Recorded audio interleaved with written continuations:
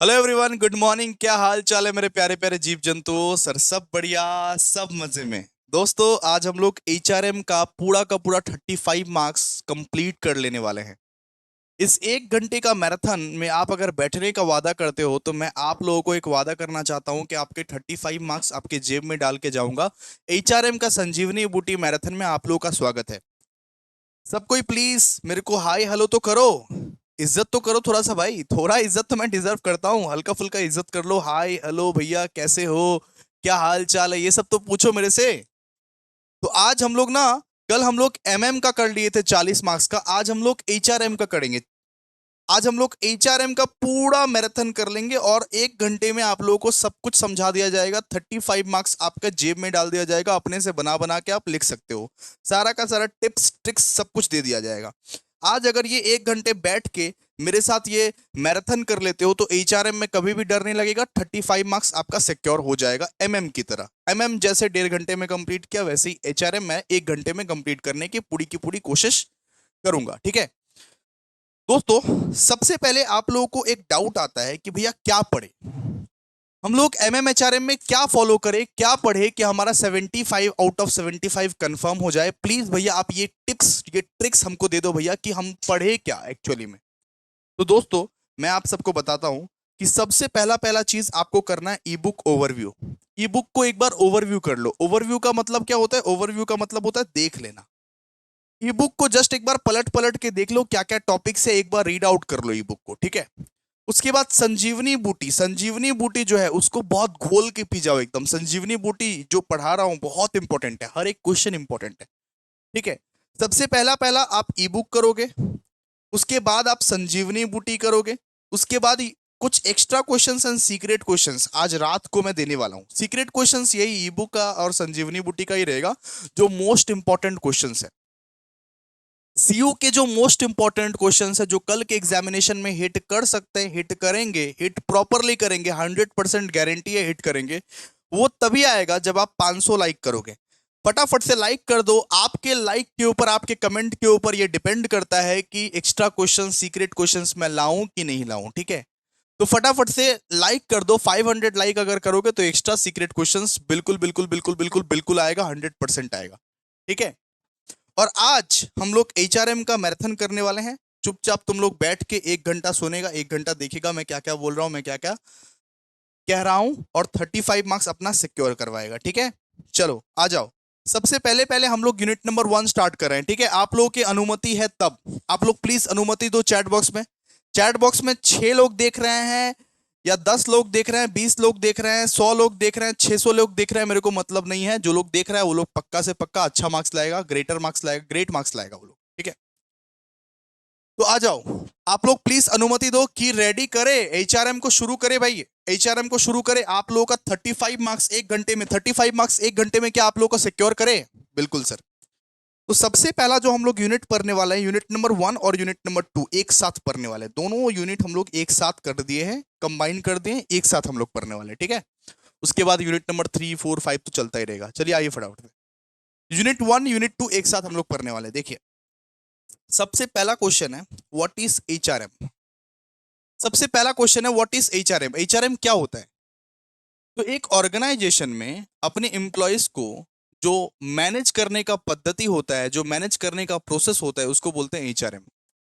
ये एक एम्प्लॉयज को किस तरीके से आप रिक्रूट कर रहे हो, हायर कर रहे हो, ट्रेनिंग किस तरीके से दे रहे हो, उसको डेवलप किस तरीके से कर रहे हो, उसको उसको बोलते हैं एचआरएम।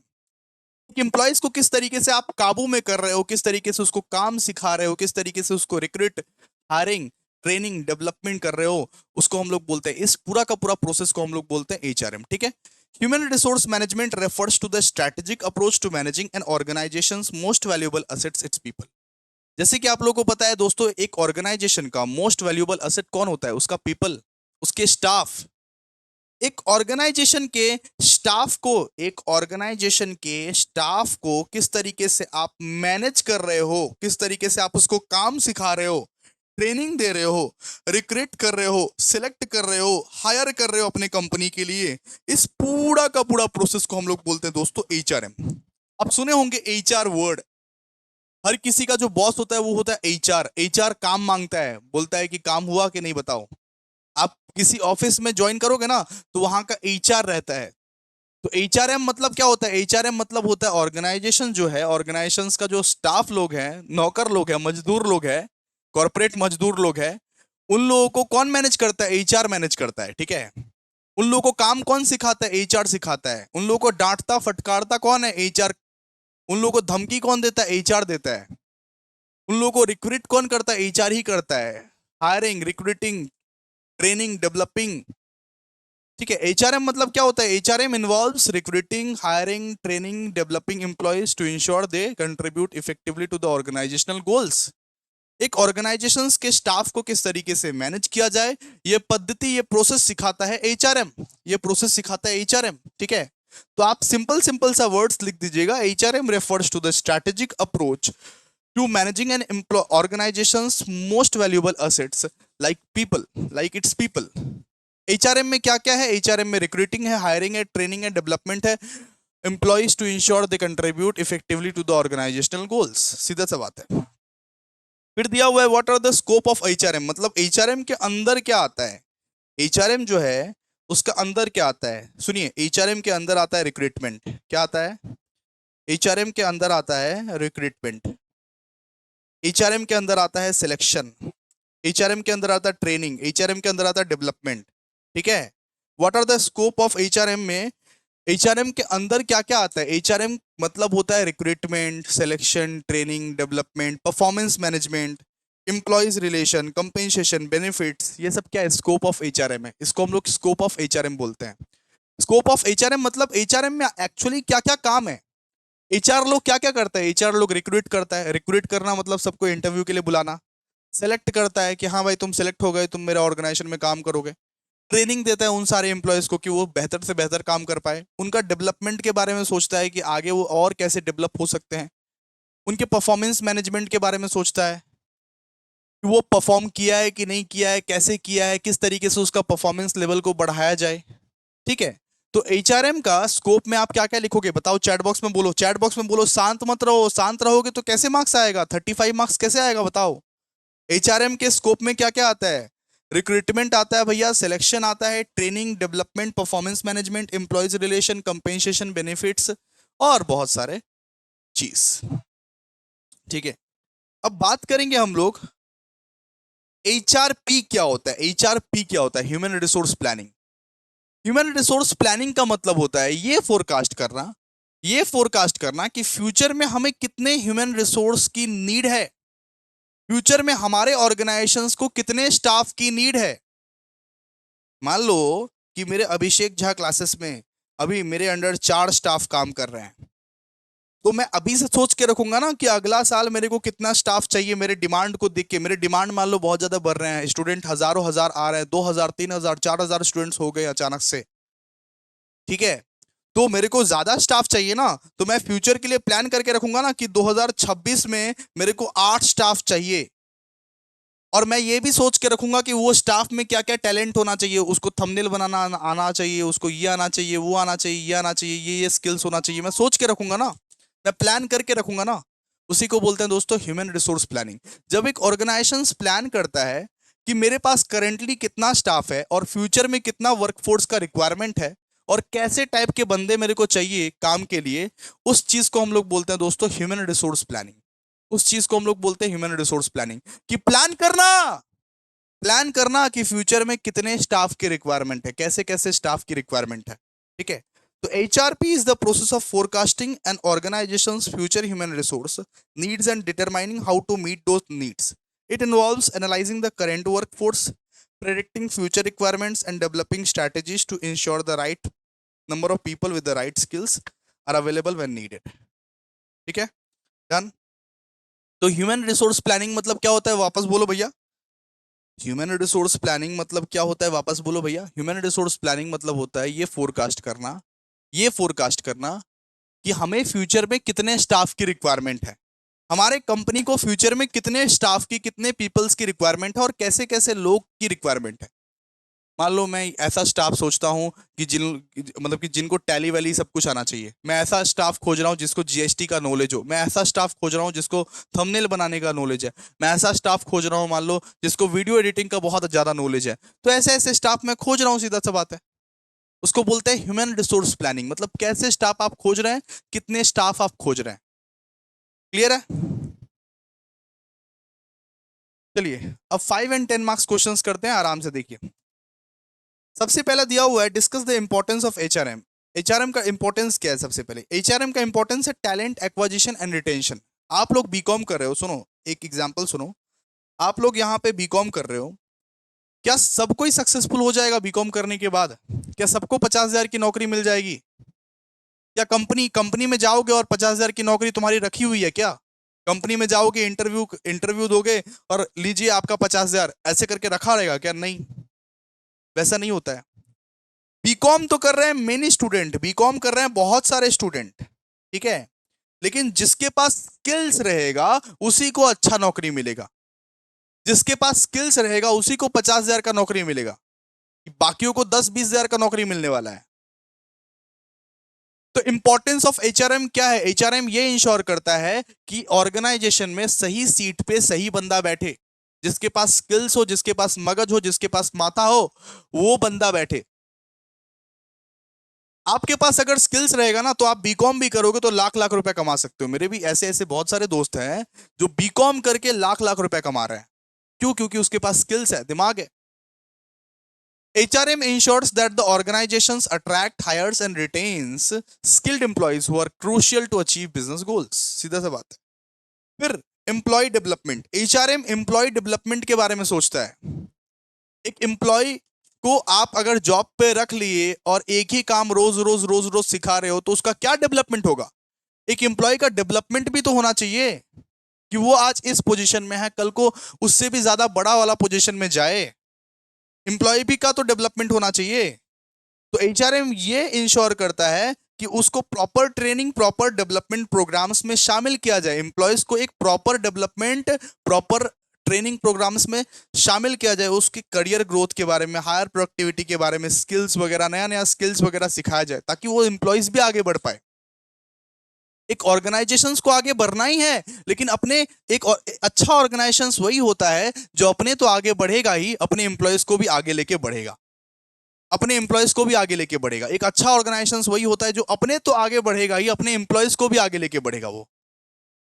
फिर लीगल कंप्लाइंस, लीगल कंप्लाइंस है। एक अच्छा ऑर्गेनाइजेशन वही होता है जो सारे के सारे लेबर लॉज एंड रेगुलेशंस को फॉलो करे। लेबर के लिए जो भी, लेबर वर्कफोर्स के लिए जो भी लॉज रेगुलेशंस बना हो उसको फॉलो करे। एक एक अच्छा एचआरएम वही कहलाता है जो अपने लेबर लॉज एंड रेगुलेशंस को फॉलो करे, ठीक है। फिर एचआरएम का ये भी काम है परफॉर्मेंस मैनेजमेंट। अब परफॉर्मेंस मैनेजमेंट का मतलब क्या है? एक एम्प्लॉयज को बताना कि उसको कितना काम करना है। एक एम्प्लॉयज को बताना कि उसको कितना काम करना है। मान लो कि मेरा एक एम्प्लॉय है जो थंबनेल बनाता है, मेरा एक एम्प्लॉय है जो थंबनेल बनाता है। मैं उसको सुबह सुबह ही बोल देता हूं कि आज आज के डेट में कितना थंबनेल बनाना है। आज के डेट में 10 थंबनेल बनाना है या 20 थंबनेल बनाना है, क्या क्या थंबनेल्स बनाना है, मैं उसको सुबह सुबह ही बोल देता हूँ। अगर वो बना के नहीं दिया तो वो परफॉर्मेंस स्टैंडर्ड के नीचे है। वो अगर बना के दे दिया तो वो मेरा हाई परफॉर्मर है, ठीक है। एक मेरा एम्प्लॉय है वो थंबनेल बनाता है, उसको मैं सुबह सुबह बोल देता हूं कि आज 20 थंबनेल बनना चाहिए तो बनना चाहिए, बस तो बस। अगर वो थंबनेल बना दिया 20 थंबनेल तो वो बहुत अच्छा काम कर रहा है। 20 थंबनेल नहीं बना पाया तो मैं उसको डांटूंगा। और अगर वो 20 थंबनेल बना दिया, 20 की जगह 25 थंबनेल बना दिया तो मैं उसको रिवॉर्ड भी करूंगा, रिवॉर्डिंग हाई परफॉर्मर्स। मैं उसको हो सकता है कुछ बोनस भी दूं, रिवॉर्ड भी करूं, ठीक है। तो इसको बोलते हैं परफॉर्मेंस मैनेजमेंट। एंड फिर पांचवा होता है एम्प्लॉय सेटिस्फैक्शन एंड एंगेजमेंट। एक अच्छा एचआरएम क्या करता है? एक अच्छा एचआरएम हमेशा एम्प्लॉयज के सेटिस्फैक्शन पे बात करता है कि एम्प्लॉयज जहां पे काम करता है वो जगह ठीक रहना चाहिए, एम्प्लॉयज का सही मोटिवेशन रहना चाहिए, एंगेजमेंट रहना चाहिए। एम्प्लॉयमेंट एक एम्प्लॉयज भी एक ऑर्गेनाइजेशन के लिए, एक स्टाफ भी बहुत की रोल प्ले करता है। अगर आप एम्प्लॉयज के सेटिस्फैक्शन पे बात नहीं करोगे, एंगेजमेंट पे बात नहीं करोगे, मोटिवेशन पे बात नहीं करोगे तो काहे का बॉस आप? एक अच्छा बॉस वही होता है जो एम्प्लॉयज के सेटिस्फैक्शन, एंगेजमेंट के लिए बात करता है, ठीक है। चलिए अब बात करते हैं, discuss the functions of HRM. HRM का क्या क्या फंक्शंस है? एचआरएम क्या करता है? रिक्रूटमेंट करता है, सिलेक्शन करता है, रिक्रूटमेंट एंड सिलेक्शन करता है, ट्रेनिंग एंड डेवलपमेंट भी देता है। ठीक है, एचआरएम क्या करता है? एचआर लोग का क्या काम करता है? Recruitment and selection. रिक्रूटमेंट मतलब इंटरव्यू के लिए बुलाना, और सिलेक्शन मतलब पूरा हायर करना। ट्रेनिंग एंड डेवलपमेंट भी देता है, कभी कभी परफॉर्मेंस मैनेजमेंट भी करता है कि स्टाफ ने कितना काम किया। मेरा स्टाफ है एक, जिसका नाम है अर्पण। ठीक है, मैं उससे रोज हिसाब मांगता हूं कि कितना काम किया आज, मैंने जो काम दिया था वो तुमने काम पूरा किया कि नहीं किया। वो क्या परफॉर्मेंस परफॉर्मेंस स्टैंडर्ड मैं उसको दे देता हूँ कि आज इतना थंबनेल बनाना है, क्या उतना वो थंबनेल बना पाया कि नहीं बनाया, प्रॉपरली मैं फीडबैक उससे लेता हूँ रोज रोज, रोज का रोज बोलता हूँ कि आज जो लोग इनरोलमेंट करता है तो उन लोगों को बोलता हूँ कि आज कितना इनरोलमेंट हुआ वगैरह वगैरह। इसको इसको हम लोग बोलते हैं परफॉर्मेंस मैनेजमेंट। ठीक है, फिर एक होता है compensation and benefits. Compensation and benefits, designing and managing employees compensation packages includes salary, bonuses and benefits. तो एचआरएम ये भी डिसाइड करता है कि एक एम्प्लॉयज का क्या कंपेंसेशन होगा, क्या सैलरी होगा, क्या बोनस होगा। एक एम्प्लॉय का क्या सैलरी, क्या बोनस होगा, ये भी डिसाइड करता है। ठीक है, एम्प्लॉय के साथ किस तरीके से रिश्ता बनाना है, ये भी डिसाइड करता है एचआरएम। ठीक है, और एचआरएम कभी कभी लेबर लॉस के साथ भी कंप्लाइंस करता है। ये सब पढ़ लीजिएगा, discuss the functions of HRM. Recruitment, selections, training, development, performance management, compensation and benefits, employee के साथ कैसा रिलेशन बनाना है, कंप्लाइंस विद लेबर लॉस, ये सब अच्छे से पढ़ लीजिएगा आप लोग। ठीक है, फिर देखिए, फिर दिया हुआ है कि discuss the needs of human resource planning. क्यों चाहिए ह्यूमन रिसोर्स प्लानिंग? क्यों मैं करूं ह्यूमन रिसोर्स प्लानिंग? क्यों मैं पहले से ही प्लान करूं कि मेरे को कितना स्टाफ चाहिए? क्यों चाहिए? क्यों क्यों नीड्स क्या है ह्यूमन रिसोर्स प्लानिंग का? कि ताकि आप फ्यूचर एचआर नीड्स को एंटिसिपेट कर सको। अगर मेरे को फ्यूचर में 100 बंदे और चाहिए, ठीक है, अगर मेरे को फ्यूचर में 100 बंदे और चाहिए, तो जिस दिन चाहिए उस दिन खोजने जाऊंगा क्या? उस दिन तो मिलने सर, आप पहले से प्लान करके रखना पड़ेगा ना मेरे को 1 साल पहले से प्लान करके रखना पड़ेगा ना कि अगला साल मेरे को 100 बंदे एडिशनल चाहिए, तो पहले से मैं प्लान करके रखूं, उस हिसाब से रिक्रूटमेंट करूंगा, सिलेक्शन करूंगा, इंटरव्यू लूंगा वगैरह वगैरह वगैरह। कि जिस दिन चाहिए उस दिन मैं खोजने जाऊंगा। अगर जिस दिन चाहिए उस दिन खोजने जाऊंगा तो आवला ठावला एम्प्लॉयज आ जाएगा, जिसको पता नहीं रहेगा कैसे काम करना है, वो सब आ जाएगा, मंद बुद्धि एम्प्लॉयज लोग आ जाएगा। तो पहले से मेरे को एंटिसिपेट करने के लिए ह्यूमन रिसोर्स प्लानिंग करना पड़ता है। मेरे को 2026 में कौन कौन सा कैसा कैसा एम्प्लॉयज चाहिए, मेरे को पहले से प्लानिंग करके रखना पड़ेगा। मैं उस दिन नहीं खोज सकता कि आज आज मेरे को ये एम्प्लॉयज चाहिए, आज के आज कैसे मिलेगा, या 2 दिन बाद भी कैसे मिलेगा। मेरे को पहले से प्लान करके रखना पड़ेगा कितना एम्प्लॉयज चाहिए, कैसा कैसा एम्प्लॉयज चाहिए, उस हिसाब से मैं तैयारी शुरू करूं। अपना बड़ा बड़ा ऑर्गेनाइजेशन चलाना है मेरे को तो अपना छोटा क्लासेस नहीं चलाना है, बड़ा बड़ा ऑर्गेनाइजेशन चलाना है मेरे को। फिर दिया हुआ है कि एचआरपी, फिर दिया हुआ है managing workforce surpluses and shortages. कभी कभी ना कोई जॉब छोड़ के चला जाता है, ठीक है, कोई ऐसा स्टाफ है कभी कभी जो अचानक जॉब छोड़ के चला जाता है, तो कभी कभी शॉर्टेज हो जाता है, कभी कभी ज्यादा सरप्लस हो जाता है। ठीक है, तो वर्कफोर्स को आप पूरा मैनेज कर पाओ, वर्कफोर्स को आप मैनेज कर पाओ कि शॉर्टेज भी ना हो और ज्यादा भी इंप्लॉइज ना हो। तो वो जो शॉर्टेजेस होता है ना, एम्प्लॉयज का जो शॉर्टेजेस होता है, उसको मैनेज करने के लिए एचआरपी जरूरी है। ठीक है, मान लो कि इस साल, मान लो 2025 में, सुनो एक एग्जांपल, मान लो 2025 में मेरे पास 100 एम्प्लॉयज थे, 100 एम्प्लॉयज में से 20 एम्प्लॉयज चले गए छोड़ के नौकरी, 20 एम्प्लॉयज चले गए, तो शॉर्टेज हुआ ना 80 का। 80 है और 20 का शॉर्टेज हुआ ना, 20 का शॉर्टेज, तो 20 तो मेरे को हायर करने पड़ेंगे 2026 में, 20 तो मेरे को हायर करने पड़ेंगे। तो उसके लिए एचआरपी करना पड़ता है, ह्यूमन रिसोर्स प्लानिंग करना पड़ता है कि आपके ऑर्गेनाइजेशन में अगर कोई शॉर्टेज है तो उस शॉर्टेज को भरने के लिए, भरपूर करने के लिए एचआरपी जरूरी है। Align HR with business strategy, strategy वगैरह बनाने के लिए, बिजनेस स्ट्रैटेजी वगैरह बनाने के लिए एचआर के साथ आप अगर पूरा बिजनेस स्ट्रैटेजी बनाना चाहते हो कि कैसा टाइप का एम्प्लॉयज चाहिए, किस तरीके का आपको वर्कफोर्स चाहिए, तो उसके लिए दोस्तों एचआरपी जरूरी है। कॉस्ट एफिशिएंसी के लिए कि अगर आप अभी से सोच के रखोगे तो दाम कम लगेगा। अननेसेसरी कॉस्ट जो होता है, लास्ट मिनट में हायरिंग करोगे ना तो अननेसेसरी कॉस्ट लग जाता है। अगर मैं आज के आज एम्प्लॉयज खोज रहा हूँ, मतलब आज ही मेरे को एम्प्लॉयज चाहिए, आज ही मैं खोज रहा हूँ, तो एम्प्लॉयज एम्प्लॉयज भी बोलेगा मेरे को 50,000 चाहिए। जो काम 20,000 में हो सकता है वो काम 50,000 में मैं क्यों करवाऊं? मैं आज के आज ही एम्प्लॉयज खोज रहा हूँ, इमरजेंसी में एम्प्लॉयज खोज रहा हूँ, तो एम्प्लॉयज भी तो बोलेगा ना, आ तो जाऊंगा लेकिन 50,000 चाहिए मेरे को। जो काम 20,000 में हो सकता है वो काम मैं 50,000 क्यों दूं? Cost efficiency. फिर employ development and retention. HRP help in identifying training needs and development opportunities which can improve employment satisfaction and reduce turnover। ठीक है, तो एम्प्लॉयमेंट डेवलपमेंट के लिए भी एम्प्लॉय का डेवलपमेंट के लिए भी एचआरपी जरूरी है, कि एक एम्प्लॉय को किस तरीके से डेवलप हो पाए उसके लिए भी एचआरपी जरूरी है। ठीक है, ये पढ़ लीजिएगा, what are the factors affecting HRP. ये पढ़ लीजिएगा, एक्सटर्नल फैक्ट, एक एक होता है एक्सटर्नल फैक्टर्स, एक होता है इंटरनल फैक्टर्स। ये खुद से पढ़ लीजिएगा आप लोग, ठीक है, सेल्फ रीड, सेल्फ रीड है ये, सेल्फ रीड। ठीक है, सेल्फ रीड। चलिए अब यूनिट नंबर 3 में चलते हैं। यूनिट नंबर 1 2 कंप्लीट हमारा हो गया, यूनिट नंबर 1 2 हमारा कंप्लीट हो गया। यूनिट नंबर 3 में चलते हैं। सबसे पहले पहले बोला है डिफाइन रिक्रूटमेंट।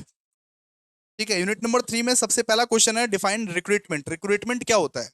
रिक्रूटमेंट एक प्रोसेस है identifying, attracting, encouraging potential customer. ठीक है, मान लीजिए मेरे को स्टाफ चाहिए, मैंने इंस्टाग्राम पे पोस्ट दिया, यूट्यूब पे पोस्ट दिया, अपना वो टेलीग्राम पे पोस्ट दे दिया, मैंने हर जगह मैंने पोस्ट दे दिया, हर वेबसाइट्स में मैंने पोस्ट दे दिया कि मेरे को 4 बंदे चाहिए।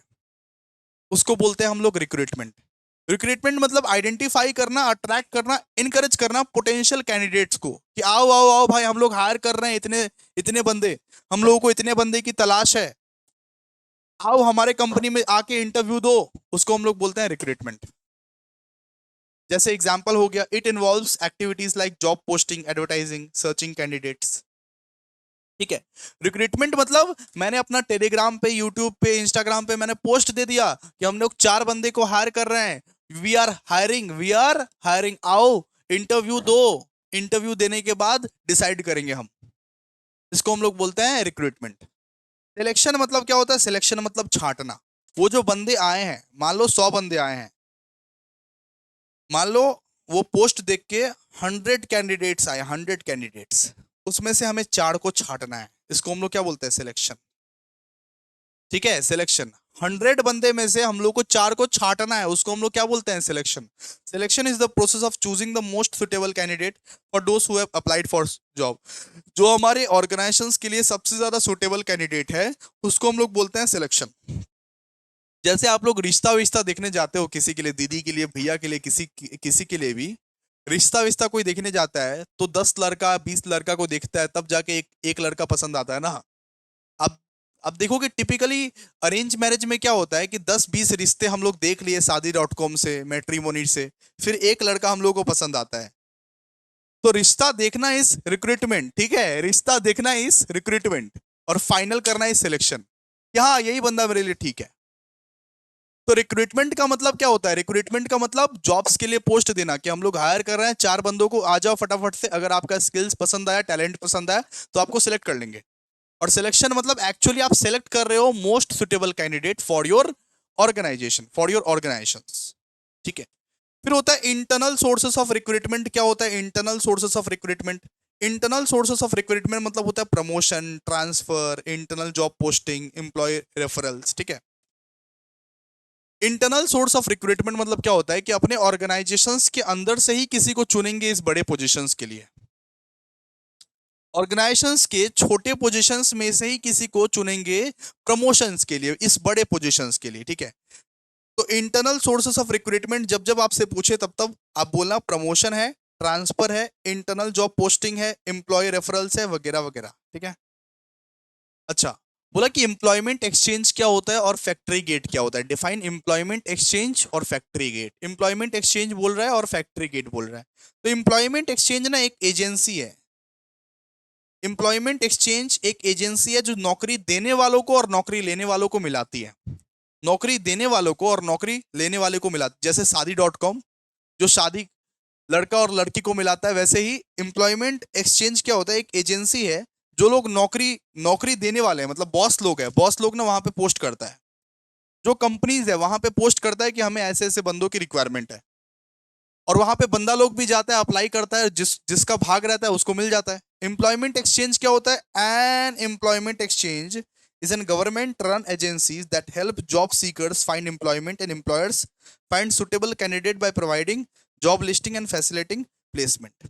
और फैक्ट्री गेट क्या होता है? फैक्ट्री गेट, फैक्ट्री के बाहर, फैक्ट्री की गेट के बाहर एक पोस्टर तुम टांग दिया, फैक्ट्री के गेट के बाहर तुम पोस्टर टांग दिया कि हमें 10 मजदूरों की रिक्वायरमेंट है, अगर कोई मजदूरी करेगा तो प्लीज कांटेक्ट करे, प्लीज संपर्क करे।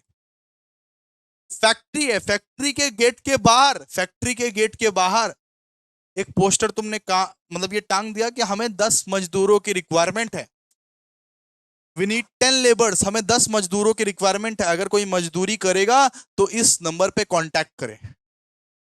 तो इसको हम लोग बोलते हैं मतलब कि directly hiring from factory gate, directly hiring from factory gate, ठीक है।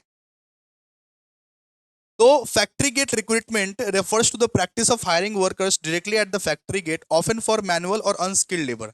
जो लोग दिहाड़ी मजदूर लोग रहता है, जो लोग एकदम अनस्किल्ड लेबर लोग रहता है, उन लोगों को, ठीक है, जो लोग अनपढ़ वनपढ़ रहता है ना, फैक्ट्री वैक्ट्री में काम करता है, उन लोगों को ना गेट के सामने एक पर्चा मिलेगा कि हम लोगों को 10 लेबर की रिक्वायरमेंट है, पूरा पूरा वहां पे वो डिटेल्स विटेल्स लिखा रहता है, और जिसको भी ये जॉब की रिक्वायरमेंट है वो हमें संपर्क करे, वैसा करके कुछ लिखा रहता है, ठीक है।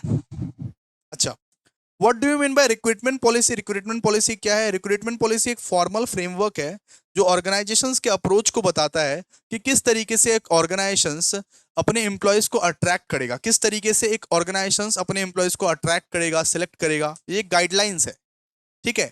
रिक्रूटमेंट पॉलिसीज क्या है? ये गाइडलाइंस है किस तरीके से वो रिक्रूट करेगा, एक एम्प्लॉयज को किस तरीके से वो रिक्रूट करेगा। फेसबुक में पोस्ट करेगा ना, इंस्टाग्राम में पोस्ट करेगा ना, व्हाट्सएप में पोस्ट करेगा, कहां से वो अपने एम्प्लॉयज को रिक्रूट करेगा, ये पूरा का पूरा एथिकल गाइडलाइंस है रिक्रूटमेंट पॉलिसीज। हर एक ऑर्गेनाइजेशन का अपना अलग अलग रिक्रूटमेंट पॉलिसीज रहता है, उस पॉलिसी के दौरान वो लोग सेलेक्ट करता है एम्प्लॉयज को, ठीक है, ठीक है। अब 5 एंड 10 मार्क्स क्वेश्चन में आते हैं। देखिए लिखा हुआ है, what are the steps involved in recruitment policy. Recruitment policies का क्या क्या स्टेप्स है? सबसे पहले पहले एचआर क्या करता है? एचआर जॉब का एनालिसिस करता है कि कौन से डिपार्टमेंट में खाली है, कौन से डिपार्टमेंट में खाली है, determine the requirements and responsibilities of job. मान लीजिए मैंने ये फाइंड किया कि अकाउंट्स डिपार्टमेंट में, अकाउंट्स डिपार्टमेंट में मेरे को 4 बंदे चाहिए, फाइनेंस डिपार्टमेंट में मैंने ये 3 बंदे चाहिए। मैंने ये फाइंड किया कि अपने जो ऑर्गेनाइजेशन है, अपना जो कंपनी है, उसका अकाउंट्स का डिपार्टमेंट में मेरे को 4 बंदे चाहिए, फाइनेंस के डिपार्टमेंट में मेरे को तीन तीन बंदे चाहिए। इसको हम लोग बोलते हैं जॉब एनालिसिस। सबसे पहले पहले जो एचआर रहता है, एचआर जो रहता है सबसे पहले पहले वो जॉब का एनालिसिस करेगा कि कितना बंदा चाहिए, कितना बंदा चाहिए हम लोगों को, कितना आदमी चाहिए हम लोगों को। फिर प्रॉपर रिक्रूटमेंट का प्लानिंग करेगा कि हम लोग कैंडिडेट्स को कैसे अट्रैक्ट करें, कैसे बुलाए इस जॉब के लिए। सोर्सेस ऑफ रिक्रूटमेंट का बात करेगा वो कि इंटरनल सोर्सेस चूज करे या एक्सटर्नल सोर्सेस चूज करे, किस तरीके से हम लोग अट्रैक्ट करें बंदे को। फिर जॉब पोस्टिंग एंड एडवर्टाइजिंग देगा। बहुत लोग फेसबुक में एडवर्टाइजिंग देता है, देखते हो आप लोग, वी आर हायरिंग। बहुत लोग व्हाट्सएप पे, बहुत लोग इंस्टाग्राम पे, ठीक है, बहुत लोग व्हाट्सएप पे, बहुत लोग फेसबुक पे, बहुत लोग इंस्टाग्राम पे, बहुत लोग पूरा वेबसाइट्स में ही दे देता है, न्यूज न्यूज न्यूज़पेपर में दे देता है। तो सबसे पहले पहले एचआर क्या करेगा? जॉब का एनालिसिस करेगा कि क्या रिक्वायरमेंट्स है कंपनीज का, कंपनी में कितने बंदों की रिक्वायरमेंट है। फिर वो रिक्रूटमेंट प्लानिंग करेगा, स्ट्रैटेजी बनाएगा कि ये कैंडिडेट्स को अट्रैक्ट कैसे करना है, कौन से सोर्सेस ऑफ रिक्रूटमेंट से हम लोग को प्लान करना है। फिर वो जॉब पोस्टिंग करेगा, जॉब पोस्टिंग एंड एडवर्टाइजमेंट, ठीक है। फिर क्या करेगा? Sourcing candidate activity, search for candidate through various method such as job portal, social media and employees referrals, ठीक है। कभी कभी ये होता है, कभी कभी जो ऑर्गेनाइजेशंस में ऑलरेडी एग्जिस्ट करता है ना, ऑर्गेनाइजेशंस में ऑलरेडी काम करता है, उन लोगों को ना बॉस बोलता है कि सुनो, अगर तुम्हारा फ्रेंड लोग रहेगा ना, फ्रेंड लोगों को बोलना ये जॉब खाली है, फ्रेंड लोगों को बोलना ये जॉब खाली है। उसको हम लोग बोलते हैं जॉब रेफरल्स, एम्प्लॉय रेफरल्स, ठीक है, एम्प्लॉय रेफरल्स। कभी कभी सोशल मीडिया पे डाल देते हैं, इंस्टाग्राम पे, फेसबुक पे, कि we are hiring 4 peoples for accounts department and 3 peoples for finance department. कभी कभी सोशल मीडिया पे डाल दिए, ठीक है। और फिर क्या होता है, स्क्रीनिंग एप्लीकेंट्स, वो लोग जो आता है उनका स्क्रीनिंग होता है, उनको रिव्यू किया जाता है, उनको रिव्यू किया जाता है कि जो एप्लीकेंट्स दिया गया है वो सही है कि नहीं, शॉर्टलिस्ट कराया जाता है, review resumes and applicants to shortlist candidate for the selection process. ठीक है। फिर बोला what are the steps involved in selection process, selection process में क्या क्या स्टेप्स इन्वॉल्व्ड है। सबसे पहले देखिए, सिलेक्शन जब होता है ना, सिलेक्शन, मान लीजिए इंटरव्यू देने आया बहुत लोग इंटरव्यू देने से पहले ना अपना रेज्यूम सेंड करते हैं, रेज्यूम। आप लोग ऑलरेडी क्लैरिफाई कर दिए थे, सुनिए, हम ऑलरेडी एक पोस्टर में क्लैरिफाई कर दिए थे कि हमें बीकॉम ग्रेजुएट चाहिए, बीकॉम ग्रेजुएट चाहिए और 4 पीपल को हम लोग हायर कर रहे हैं, ऑलरेडी हमने स्पेसिफाई कर दिया था। अब इसमें से लाखों लाखों लाखों लाखों रेज्यूम्स आए, लाखों रेज्यूम्स आए इसमें से कुछ रेज्यूम्स में कुछ कुछ रेज्यूम करने वाले लोग सिर्फ 12th पास थे, उसको हम लोग छांट देंगे ना, उसको हम लोग छांट देंगे ना, तो उसको बोलते हैं screening of application, screening of application. तब जॉब्स का सिलेक्शन होता है, तब सबसे पहले पहले क्या होता है, screening of application. Screening of applications में क्या होता है कि कैंडिडेट्स को शॉर्ट लिस्ट किया जाता है, शॉर्ट लिस्ट किया जाता है, ठीक है, कैंडिडेट्स को बेटा शॉर्ट लिस्ट किया जाता है। फिर होता है प्रिलिमिनरी इंटरव्यू, जब आप फॉर्म वॉर्म को छटाई वटाई कर देते हो, उसके बाद क्या होता है, उसके बाद सबसे प्रथम इंटरव्यू, उसके बाद सबसे सबसे प्रथम इंटरव्यू, सबसे फर्स्ट इंटरव्यू होता है, ठीक है। उस इंटरव्यू में पास होने के बाद आपका होता है एम्प्लॉयमेंट टेस्ट, एम्प्लॉयमेंट टेस्ट कि आपके अंदर स्किल्स है, नॉलेज है, पर्सनैलिटी ट्रेट्स है, वो सब देखने के लिए, ठीक है, आपका होता है एम्प्लॉयमेंट टेस्ट। एम्प्लॉयमेंट टेस्ट के बाद फाइनल इंटरव्यू लिया जाता है। देखो कितना राउंड्स है, ये राउंड ए है जहां पे आपका जो फॉर्म है उसका स्क्रीनिंग होता है, ये लोग रेज्यूमे ठीक तरीके से दिया है कि नहीं, हमें बीकॉम ग्रेजुएट चाहिए, कोई बीएससी ग्रेजुएट वाला तो नहीं है, हटाओ इसको, कोई 12th पास वाला तो नहीं है, हटाओ उसको, जो क्राइटेरिया हम लोग दिए थे वो क्राइटेरिया फुलफिल है कि नहीं। तो ये होता है screening of applicants.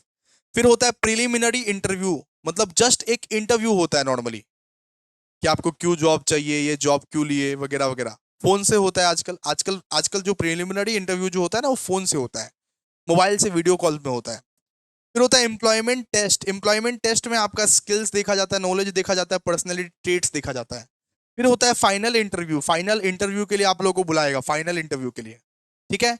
Final interview के बाद आपका बैकग्राउंड चेक किया जाएगा कि कोई क्रिमिनल रिकॉर्ड तो नहीं है, कोई क्रिमिनल विमिनल तो नहीं हो तुम लोग, ठीक है, कोई लुटेरा वुटेरा तो नहीं हो।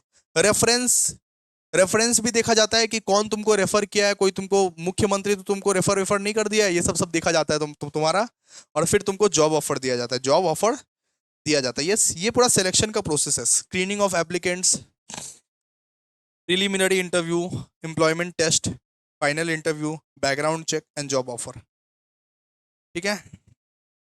चलिए,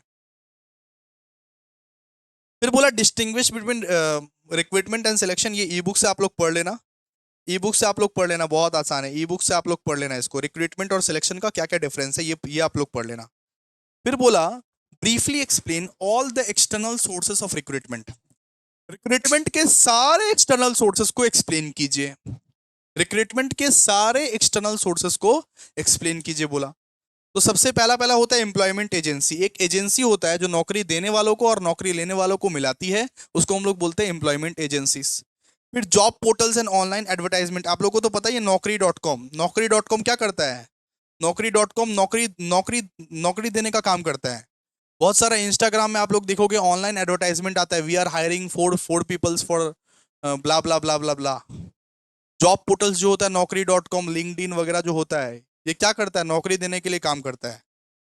कैंपस रिक्रूटमेंट, आप लोग कॉलेज में पढ़ते हो, कॉलेज में पढ़ते हो, आपका कॉलेज में अचानक से मान लीजिए 2-4 कंपनी आ गया और आपको हायर वायर कर लिया, ठीक है, आप लोग कॉलेज वॉलेज में पढ़ते हो, आपका कॉलेज में अचानक से 2-4 कंपनी आ गया, फाइनल सेमेस्टर से पहले ही आपको हायर वायर कर लिया, उसको बोलते हैं कैंपस रिक्रूटमेंट, ठीक है।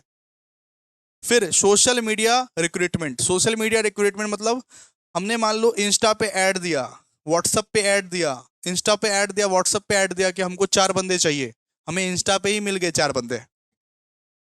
बहुत लोग लिंक्डइन, फेसबुक फेसबुक ये ट्विटर, इंस्टा का यूज करते हैं फॉर हायरिंग कैंडिडेट्स। फिर कभी कभी होता है वॉक इन्स, मतलब मान लो कि कहीं पे भी इंटरव्यू है, कहीं पे भी हम चले गए इंटरव्यू देने, कहीं से पता चला कि यहाँ पे इंटरव्यू चल रहा है, अचानक से हम लोग चले गए, इसको हम लोग बोलते हैं वॉक इन्स। फिर कभी कभी रिक्रूटमेंट कंसल्टेंसीज भी होता है, बहुत सारा कंसल्टेंसी होता है, वो बहुत सारा कंसल्टेंसी होता है जो दूसरे कंपनी के बिहाफ में काम करता है, दूसरे कंपनी के बिहाफ में इंटरव्यू लेता है, ठीक है।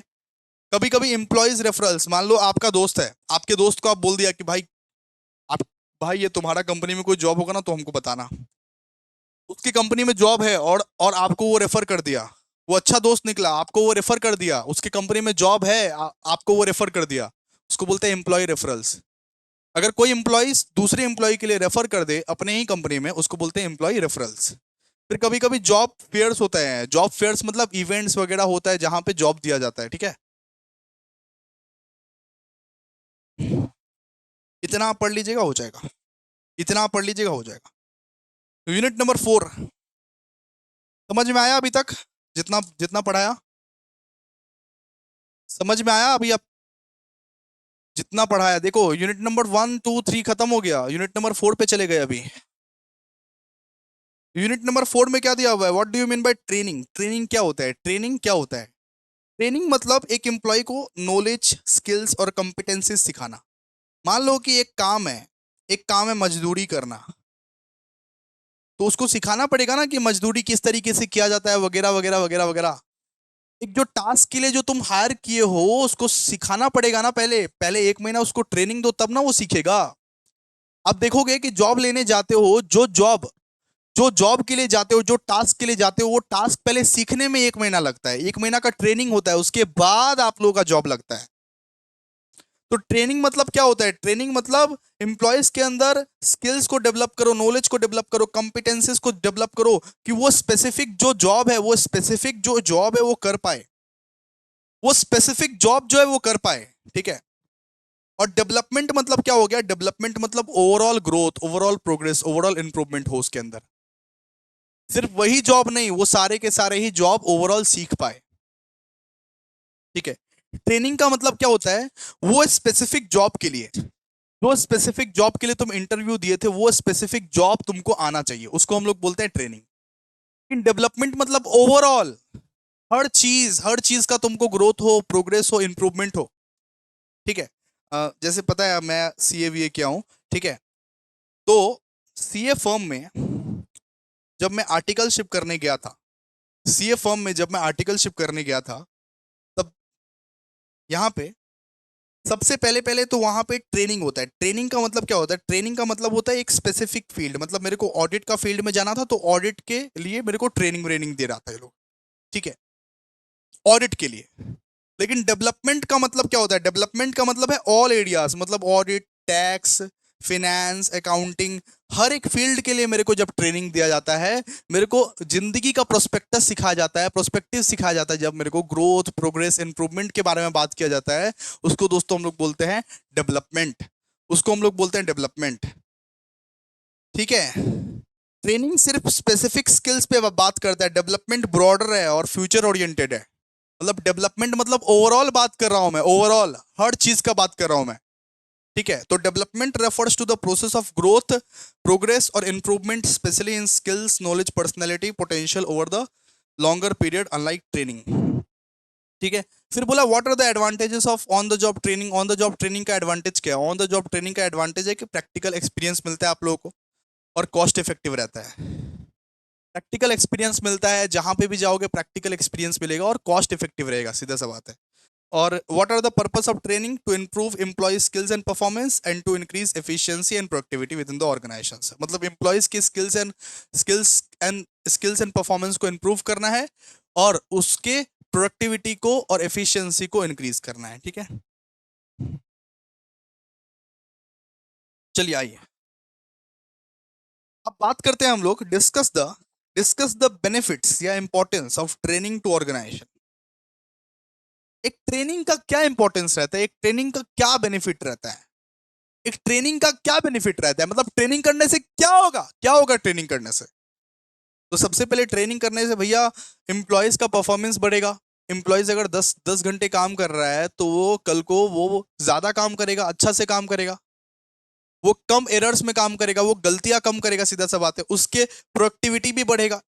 Improves employees performance, increases productivity, उसका मोरल भी बढ़ेगा, boost employees moral and satisfaction, उसका उसका मोटिवेशन बढ़ेगा, उसका सेटिस्फैक्शन बढ़ेगा, रिड्यूसेस एम्प्लॉयज ये टर्नओवर, रिड्यूसेस एम्प्लॉयज टर्नओवर, ठीक है, और इंश्योर्स अडेप्टेबिलिटी एंड ग्रोथ। ये सब पढ़ लीजिएगा। रिपीट रिपीट हो गया ये क्वेश्चन रिपीट हो गया, रिपीट कर दिया ये क्वेश्चन नहीं पढ़िएगा। फिर ट्रेनिंग और डेवलपमेंट के बीच में जो डिफरेंस है देखिए, ट्रेनिंग क्या होता है, training process of learning specific skill है। ट्रेनिंग में आप एक स्पेसिफिक स्किल सीखते हो बस, मेरे को ऑडिट का काम करना है तो मैं सिर्फ ऑडिट सीखूंगा, लेकिन डेवलपमेंट में आप हर चीज सीखते हो, process of overall growth and future readiness, ठीक है। डेवलपमेंट हर चीज का बात करता है, ओवरऑल हर एक चीज का बात करता है डेवलपमेंट, लेकिन ट्रेनिंग सिर्फ एक स्पेसिफिक चीज का बात करता है। फोकस क्या है, फोकस है करंट जॉब परफॉर्मेंस। ट्रेनिंग का फोकस हमेशा रहता है कि जो जॉब कर रहे हो वो सिर्फ सीखो, तुम जो जॉब कर रहे हो वो सिर्फ सीखो। डेवलपमेंट फ्यूचर के लिए सोचता है कि फ्यूचर में जो तुमको संभालना है वो सब चीज के लिए अभी से सोचो। अच्छा, ट्रेनिंग रहता है शॉर्ट टर्म, डेवलपमेंट रहता है long term. Training short term रहता है, डेवलपमेंट रहता है लॉन्ग टर्म। फिर ऑब्जेक्टिव क्या रहता है, improve specific skills and efficiency, enhance overall personality and potential. Approach इसका रिएक्टिव है और इसका प्रोएक्टिव है, और इसका टारगेट ग्रुप जो है मोस्टली नॉन मैनेजरियल स्टाफ, और इसका mostly managerial staff. Clear, okay. देखिए अब last, what are the methods of training.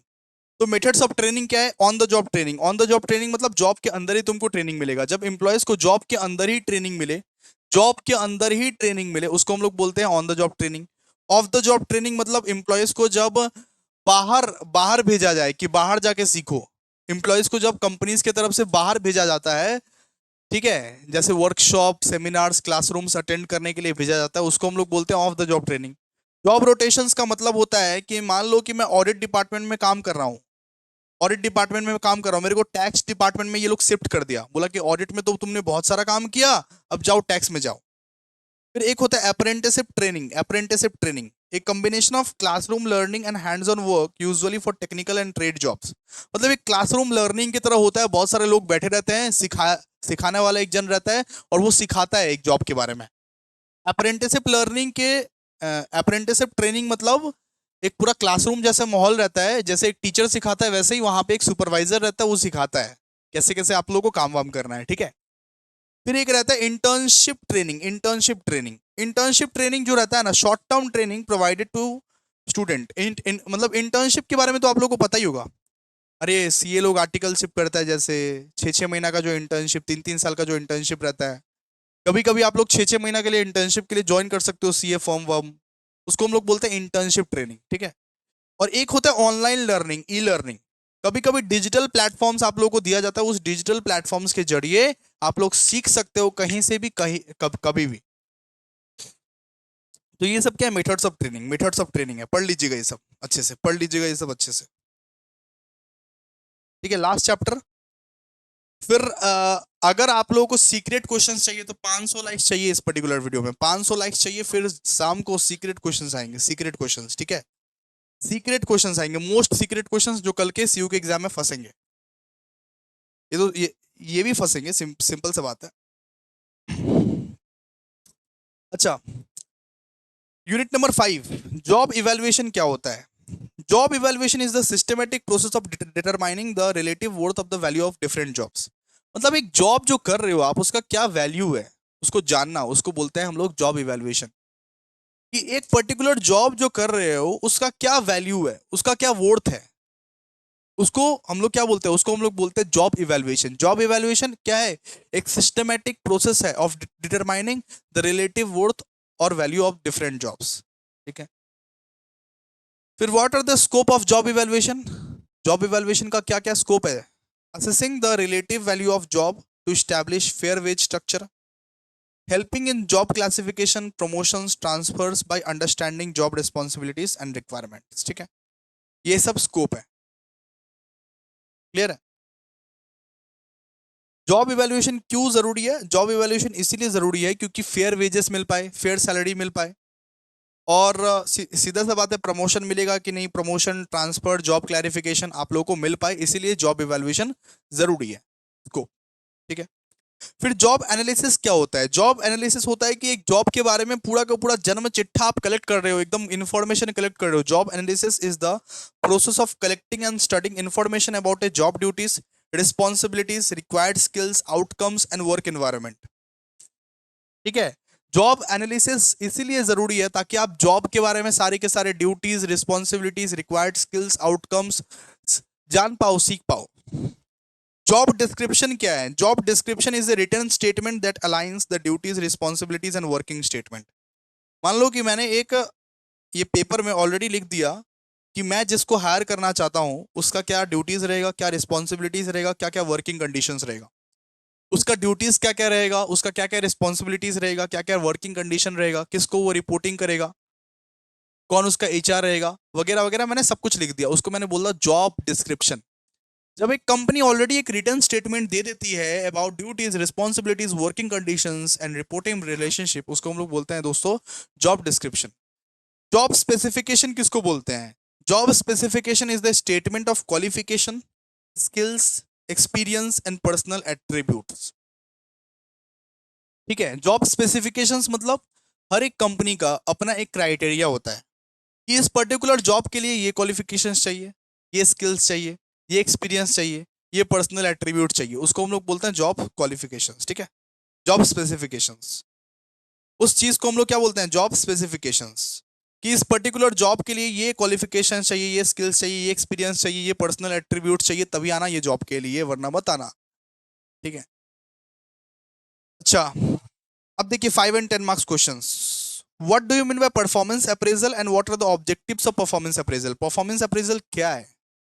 अब परफॉर्मेंस अप्रेजल मतलब होता है कि एक एम्प्लॉयज का जॉब को इवेलुएट करना, वो सही काम कर रहा है कि नहीं काम कर रहा है।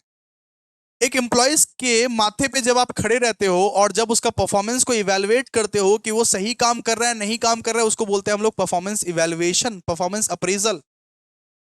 तो performance appraisal is a systematic evaluation of the employees job performance over A specific period. It involves assessing an individual's work achievement, strength, weakness and potential for future growth. ठीक है। जब आप एक एम्प्लॉय के माथे पे खड़े रह के आप उसको देखते हो कि वो काम कर रहा है कि नहीं काम कर रहा है, उसका क्या स्ट्रेंथ है, वीकनेस है, अपॉर्चुनिटी, मतलब फ्यूचर में उसका ग्रोथ ग्रोथ हो सकता है कि नहीं हो सकता है, क्या स्ट्रेंथ है उसका, क्या वीकनेस है, ये सब सब देखते हो, उसको हम लोग दोस्तों बोलते हैं परफॉर्मेंस अप्रेजल। ठीक है।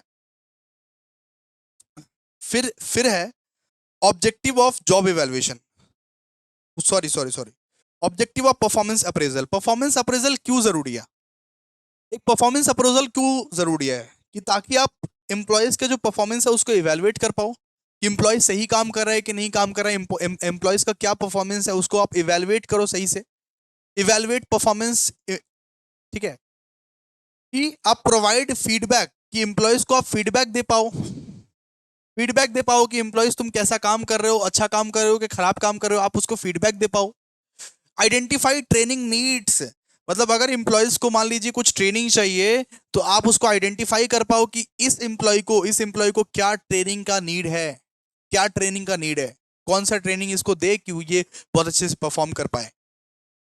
Support promotion and career planning to identify deserving candidates for promotion and role expansion and determine compensation, कि आप उस एम्प्लॉयज का कंपेंसेशन तय कर पाओ कि उसका कंपेंसेशन कितना होना चाहिए, वो जैसा खटता है, वो जैसा खटता है उस हिसाब से उसका कंपेंसेशन होना चाहिए ना, बिल्कुल ना।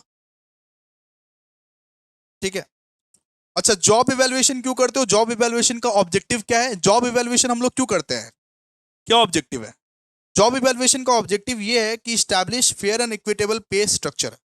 मान लीजिए एक बंदे का नाम है ए, उसको मिल रहा है 6,000, एक लेडीज है बी, उसको मिल रहा है मान लो 60,000, ये गलत है ना? ये गलत है ना? सबको fair and equitable pay structure मिले अपने पोजीशन के हिसाब से, अपने पोजीशन के हिसाब से, सेम सेम पोजीशन है, सेम सेम डिग्री है, किसी को मिल रहा है 6,000, किसी को मिल रहा है 60,000, ये गलत है ना? नहीं होना चाहिए ना ऐसा। तो जॉब इवैल्यूएशन क्यों जरूरी है? जॉब इवैल्यूएशन इसीलिए जरूरी है ताकि establish fair and equitable pay structure हो पाए। Eliminate wage inequalities, eliminate wage inequalities मतलब किसी को 6,000 मिल रहा है, किसी को 60,000 मिल रहा है, वैसा नहीं होना चाहिए। Assist in job clarification, job evaluation इसलिए भी जरूरी है ताकि मेरे को क्लैरिफिकेशन रहे कि मेरे को कौन सा काम करना है और कौन सा काम में कितना सैलरी है, मेरे को कौन सा काम करना है, मेरा पूरा क्लैरिफिकेशन रहे कि मेरे को कौन सा काम करना है, कौन सा काम में कितना कितना सैलरी है। Provide a basis for promotion and transfer, ठीक है, ये ताकि मैं एक अच्छा डिसीजन ले पाऊं, ताकि मैं अच्छा डिसीजन ले पाऊं कि मेरे को प्रमोशन, ट्रांसफर और करियर प्लानिंग मेरा क्या है। और ऑर्गेनाइजेशनल एफिशिएंसी के लिए भी जॉब इवैल्यूएशन बहुत ज्यादा जरूरी है, जॉब इवैल्यूएशन बहुत ज्यादा जरूरी है, ठीक है। अब देखिए, अब दो ही टॉपिक बचा हुआ है। What are the significance of job description and job specification, job description और जॉब स्पेसिफिकेशंस का क्या क्या सिग्निफिकेंस है। देखिए, जॉब डिस्क्रिप्शन जो होता है वो रोल बताता है, क्लियर रोल डेफिनेशन, एम्प्लॉयज को अपना ड्यूटीज, रिस्पॉन्सिबिलिटीज ये सब बताएगा। जॉब डिस्क्रिप्शन की वजह से रिक्रूटमेंट और सिलेक्शन जो होता है वो आसान हो जाता है। आराम से जॉब में लिखा हुआ रहेगा क्या क्या जॉब है, क्या क्या काम है, कैसे कैसे वर्किंग कंडीशंस है। अगर तुमको परवड़ता है तो ज्वाइन करो, वरना मत करो, भाड़ में जाओ। फिर ये परफॉर्मेंस इवैल्यूएशन, जॉब डिस्क्रिप्शन को देख के आप परफॉर्मेंस भी इवैल्यूएट कर सकते हो कि जो एम्प्लॉयज को मैंने हायर किया था वो क्या जॉब डिस्क्रिप्शन को फॉलो कर रहा है या नहीं कर रहा है। और ऑर्गेनाइजेशनल स्ट्रक्चर को भी क्लैरिफाई करता है। और जॉब स्पेसिफिकेशन क्या होता है, job specification right candidate selection, job specification का है राइट कैंडिडेट सिलेक्शन। फिर training and development, basis of for compensation and legal compliance, ये हो गया एचआरएम। एचआरएम का संजीवनी बूटी हो गया हमारा। देखिए, सबसे पहले पहले तो आप लोग ई बुक पढ़िएगा, बार बार बोल रहे हैं, सबसे पहले पहले आप लोग ई बुक पढ़िएगा, उसके बाद संजीवनी बूटी को छूइएगा। और अगर सीक्रेट क्वेश्चन चाहिए, अगर आपको सीक्रेट क्वेश्चन चाहिए तो इस पर्टिकुलर वीडियो पे आप लोग 500 लाइक करो, 500 लाइक करो, फिर जाके सीक्रेट क्वेश्चंस मिल जाएगा आप लोगों को शाम को, ठीक है, शाम को मिल जाएगा। शाम को क्या टाइम में होगा सब बता देंगे। Thank you so much. आज के लिए यही सेशन को क्लोज कर रहे हैं, ठीक है, सेशन को क्लोज कर रहे हैं फिर, ओके।